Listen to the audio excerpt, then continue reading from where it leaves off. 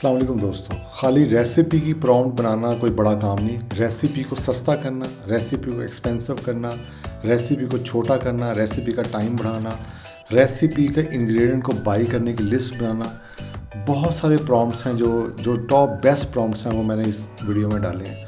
आप इसमें डालें और इन्जॉय करें कि किस तरह दुनिया के वर्ल्ड और बेस्ट जो शेफ़्स हैं वो किस तरह की रेसिपीज़ यूज़ करते हैं। कोई भी चीज़ आपने बनानी हो, आप जस्ट एक टाइम ये जो प्रॉम्प्ट्स मैं आप शेयर कर रहा हूँ, ये प्रॉम्प्ट ज़रूर शेयर कीजिएगा।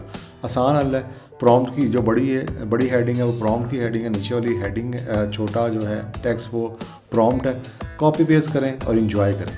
Thank you.